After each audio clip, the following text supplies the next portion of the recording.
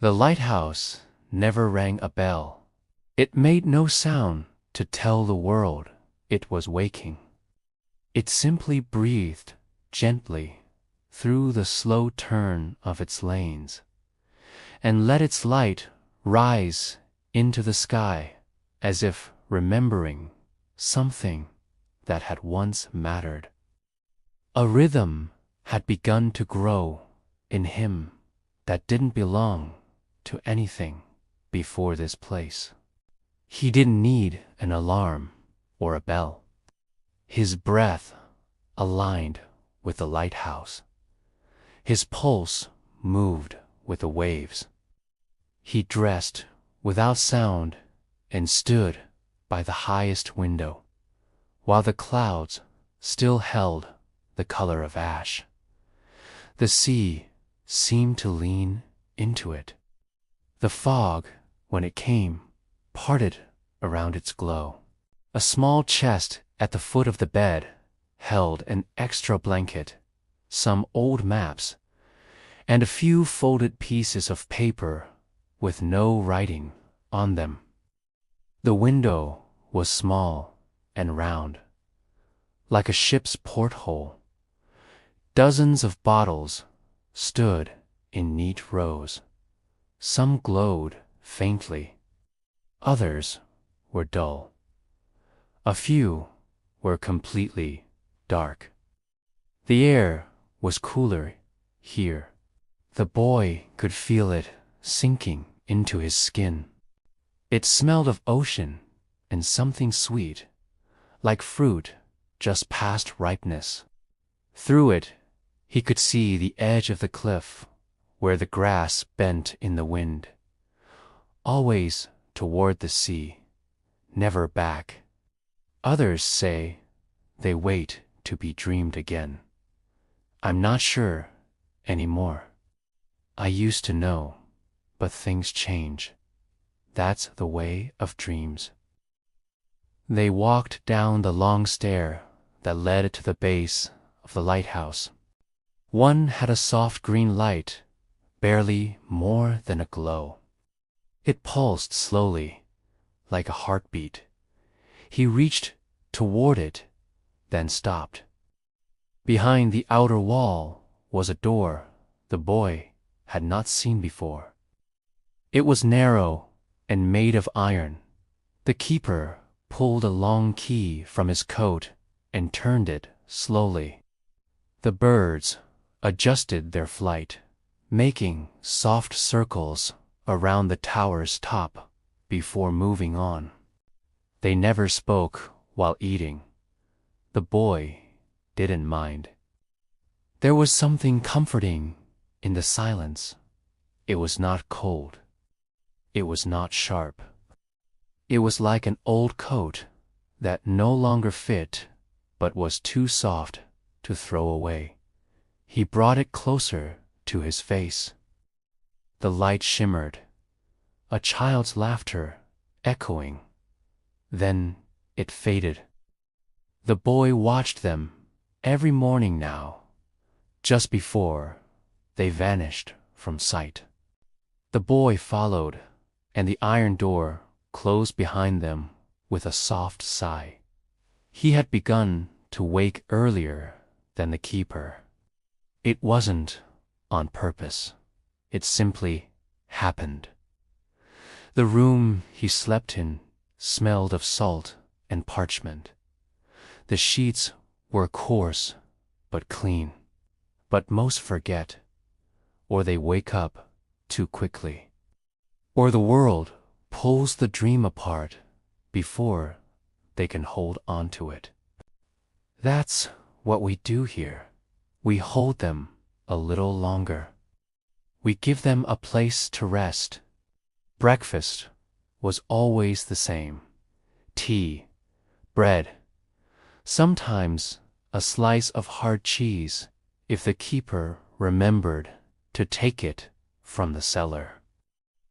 The keeper kept his records in a large leather book with a cracked spine. He never wrote in front of the boy. He did it at night after the light had turned on, when the boy had gone to his room. The sound of the pen sometimes slipped through the wooden floorboards, or if he did, he said nothing. A slow, steady scratching that lulled the boy to sleep. One morning, after the fog had cleared, the keeper asked the boy to carry a lantern. The hinges creaked, but the door opened without resistance. Inside was a small stone room with shelves built into the walls. "These are the old ones," the keeper said. "They've already been used. They're waiting." "For what?" the boy asked. The keeper paused. His eyes drifted across the shelves. "Some say they wait to be remembered," he said. The boy set the lantern down and looked closer at the bottles. "It's all right," the keeper said. "That one's gentle." The boy lifted it. It was warm, not hot, just enough to remind him of sunlight on stone. He saw a forest, not clearly, just the shape of one, trees without leaves, a path winding through snow. "Why don't people keep their dreams?" the boy asked. The keeper looked at him. "Some do," he said. The boy nodded. He placed the bottle back. They stood in silence for a while. Then the keeper turned and left the room. That night, the lighthouse light flickered. Just once, a single pause between its slow turns. The boy noticed it. The keeper did not. In the morning, the boy woke to the smell of toast and sea air. The sky was still gray, but lighter now, touched by the idea of morning. The keeper sat at the table, writing in a small, leather-bound book. He did not look up as the boy came down the stairs. "There's jam," he said. "Not much. C took the last boat with supplies." The boy sat, ate quietly, and watched the fire burn low. Later, the keeper led him to a narrow door beneath the staircase. Another held a flickering gold that seemed to dance as if it remembered a song. It opened with a low groan. Beyond it was a small chamber built into the base of the lighthouse. It was cooler there. Shelves filled the walls, and each shelf held bottles, some glowing faintly, others dim, a few completely dark. The boy stepped inside, careful not to bump anything. "They're dream bottles," the keeper said, as though that was enough. The boy turned slowly. One of the bottles pulsed with soft blue light, like moonlight caught in water. "People lose their dreams," the keeper went on. "They fall into the sea, drift through the air. Most are gone before they reach the shore." The boy thought he heard voices inside them, not words, just the sense of them, like distant echoes in water. The waves moved a little slower, as if remembering something. The clouds thinned. The air turned colder, but some float long enough for the light to catch them. The boy leaned closer to one of the glowing jars. "It holds things back, or holds things in. Depends who you ask." You'll start dreaming again. Everyone does, here. Don't open them, the keeper said gently. Not yet. Do you collect them? The boy asked. The keeper looked at him for a moment, then gave a half smile. No, he said. The light does. I only keep watch, as if the tower itself were waiting for something. They stood together in silence for a time. The bottles hummed faintly. He followed the keeper back upstairs. The boy stood beside him, wrapped in his coat. Like something had stepped just out of sight each time his eyes opened. Once, he thought he saw the shape of a figure standing at the base of the stairs, watching him in silence. That afternoon, the sea changed color. It darkened not in storm, but in mood. The keeper watched from the narrow balcony just beneath the lens. The light doesn't just guide ships, the keeper said. The boy didn't speak. He only listened. You'll know soon enough, the keeper said. The boy blinked at that. I haven't dreamed in years, he said. I know. The keeper replied. He didn't say how he knew. That evening, the light turned once more. Slower this time. The boy did not sleep easily. He kept waking, not from sound, but from a feeling. But when he blinked, it was gone. The wind was different the next morning. Not stronger, not colder, just different. It came from a direction the boy didn't recognize, and it moved in a way that didn't quite touch the ground. He held one in his hand, a bottle that glowed with a dull green light, like moss underwater. The boy watched from the doorway. Took me all night to steady the light enough to catch it. The sea below had gone silver and smooth, like poured metal. Gulls flew lower than usual. Even the air in the lighthouse seemed quieter, as if it were listening for something. The keeper stood in the lower chamber, where the dream bottles waited on their shelves. This one came last spring, the keeper said softly, turning the bottle between his fingers. He placed the bottle gently on the table. The light inside shifted. Some dreams arrive broken, he said. In the glow, he saw the vague outline of something, trees, maybe, or people standing in a field, their faces turned toward a sky that had no sun. They drift for too long, forget themselves. When they reach us, they're more memory than dream. Like a song you can hum but not sing. The boy stepped closer. What happens to them? He asked. Some rest for a while and find their shape again. Some never wake at all. The boy looked at the bottle. Have you ever opened one? He asked. Only once, the keeper said.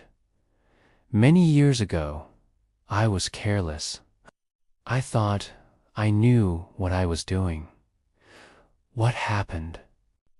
The light inside it moved slowly, like something breathing.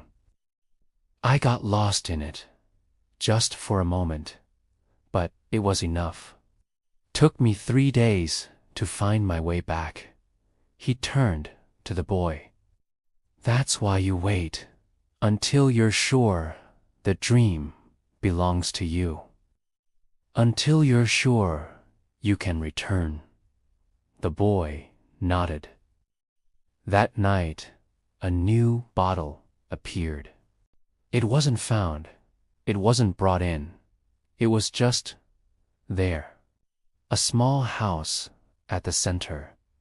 A swing hanging from a tree. Sitting quietly on the windowsill of the upper room, glowing faintly with a golden hue like candlelight behind lace. The boy found it when he went to draw the curtain. "It will tell you what it is when it's ready." He picked it up carefully. It was warm in his hands, the way a stone is warm after hours in the sun. He carried it downstairs, cradled in both palms. Outside, stars burned bright and close, as though they had been hung just for him. At the end of the hallway was a door. Behind the door, someone hummed a song he hadn't heard since childhood.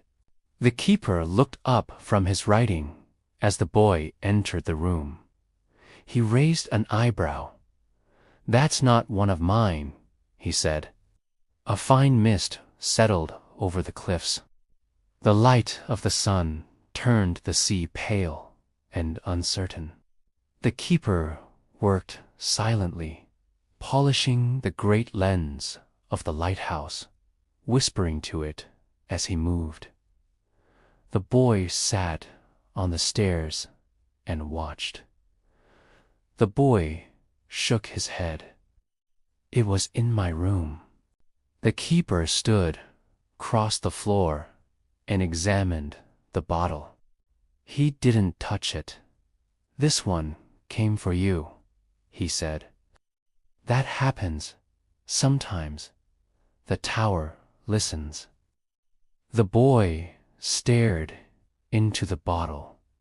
The light shimmered, and for a brief moment he saw the image of a field filled with blue flowers. It felt familiar. He didn't know how. "I remember the smell of oranges. I remember someone laughing when they dropped a spoon." "Keep it with you," the keeper said. "Let it settle." The boy dreamed again. He stood in a long hallway made of glass. He walked slowly toward the sound. The glass beneath his feet did not echo. The lens spun slowly. The beam of golden light swept out over the sea. The boy stood beside it, watching the horizon. When he reached the door, he reached for the handle. The light had grown softer now, more steady. It no longer flickered. Then he woke. The next day, the weather shifted. "How long have you been here?" the boy asked. The keeper didn't look up. "Long enough to forget what the world sounded like. Do you miss it?" The old man paused. "No," he said, "but I remember it." He turned the cloth in his hand. "I remember a song. I don't know the words anymore, just the sound of it through a wall." He stepped back from the lens. "I don't need more than that." The boy looked at the glowing bottle in his hands. "Is that what dreams are?" he asked. "Things we remember in pieces?" The keeper looked down at him. "No," he said. "Dreams are what remember us." That evening, as the sky fell dark and the stars blinked into place, the light turned on once more. Far below, the dream bottles hummed softly. The lighthouse breathed in time with the waves. And somewhere, deep in the stillness, something old stirred quietly in its sleep. The weather had been quiet for days, too quiet. The kind of quiet that presses into the ears and sinks into the chest. The sea had grown flat and gray, with no wind to ripple its surface. Birds stopped circling the tower. When he walked into the lower chamber, he saw the glow had dimmed in nearly every jar. A few still shimmered softly, but most had gone still and silent. It felt as though the dreams inside were waiting. The air around the lighthouse seemed to hold its breath. The boy felt it first not as a sound, but as the absence of one. There was no hum from the bottles that morning, no faint echoes through the stone, or hiding. When people stop dreaming, the sea grows cold. The light has nothing to catch. The bottles go quiet. The keeper stood in the doorway behind him. "It happens sometimes," he said quietly. "When the sea forgets to sleep."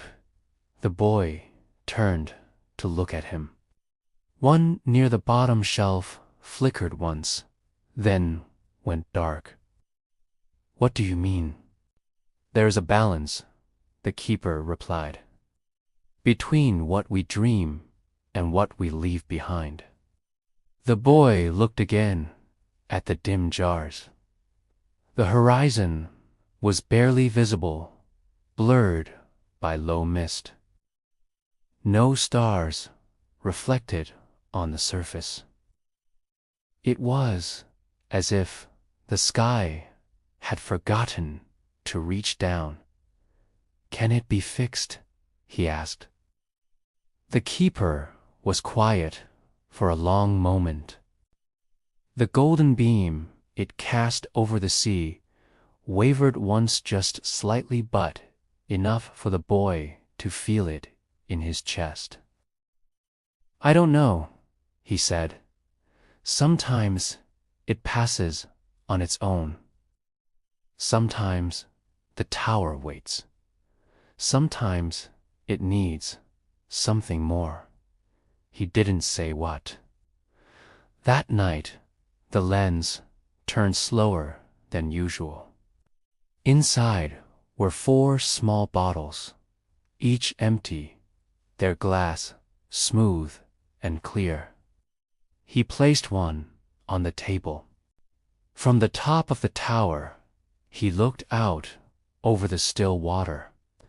The keeper stood beside the lens, his hand resting gently against the glass.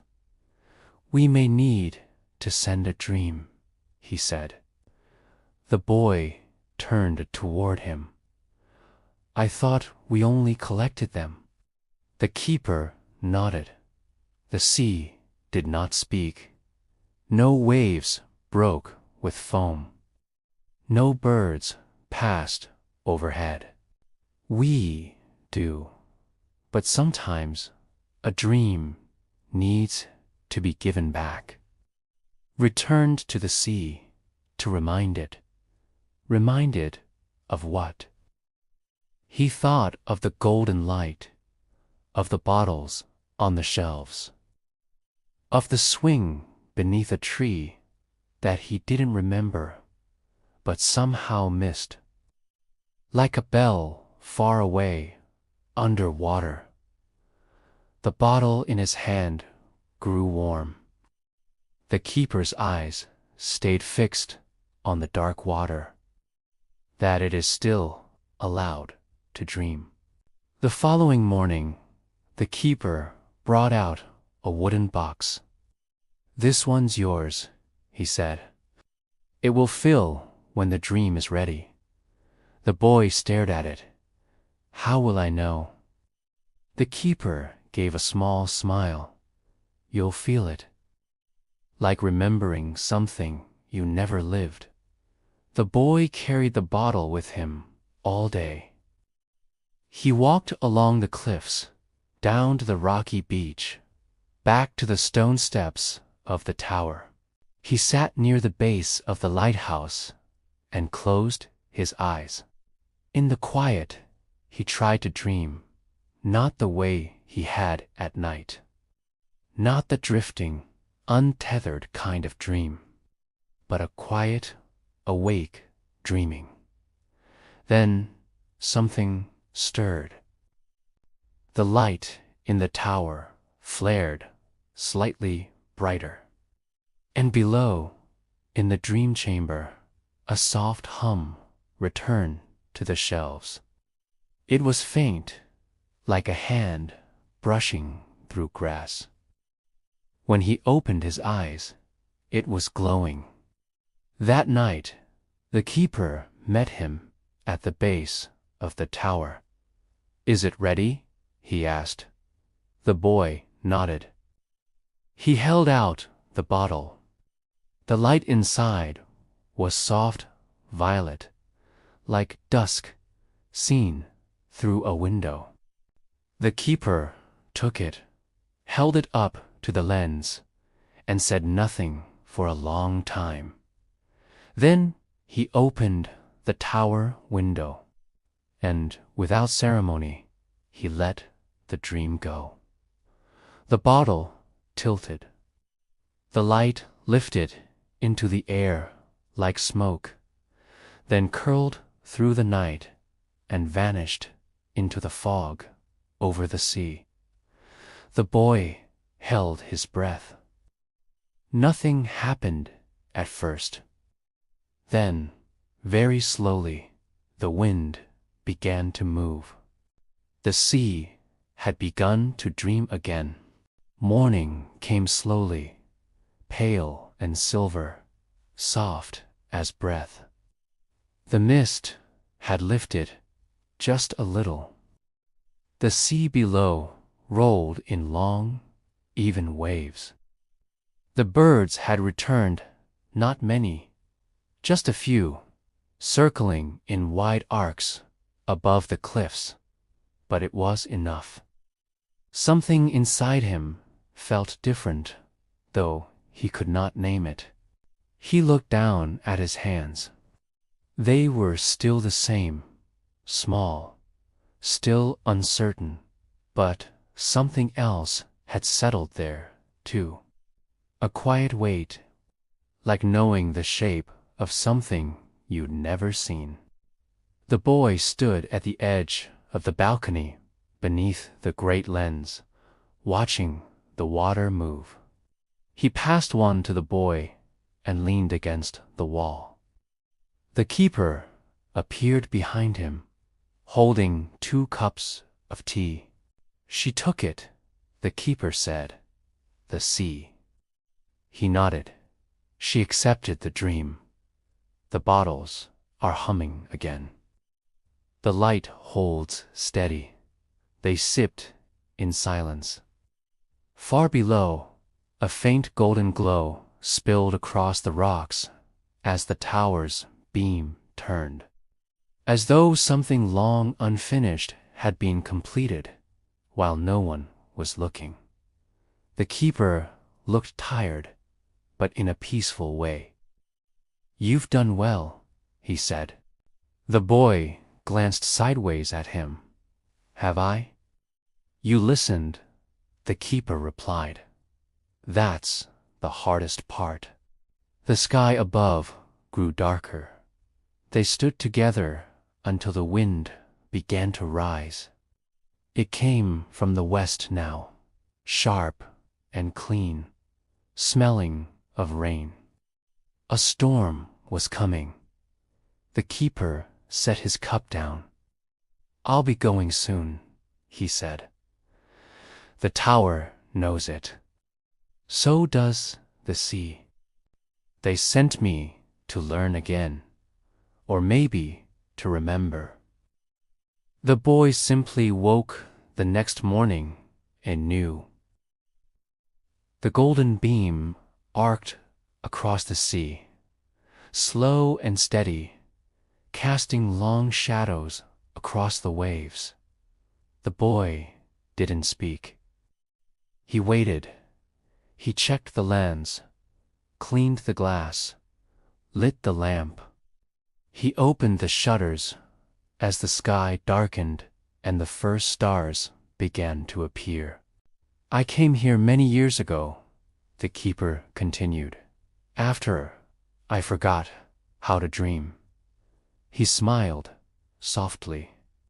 "But now the light needs someone new." The ledger on the table had one final line written in soft ink. The keeper left that evening.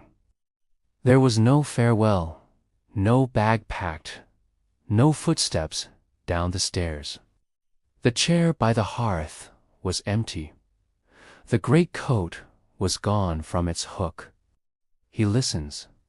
The boy climbed to the top of the tower alone, and then, for the first time, he turned the light himself. It hummed softly as it spun. Down below, in the room of bottled dreams, the shelves glowed gently. None were humming too loud. None were flickering.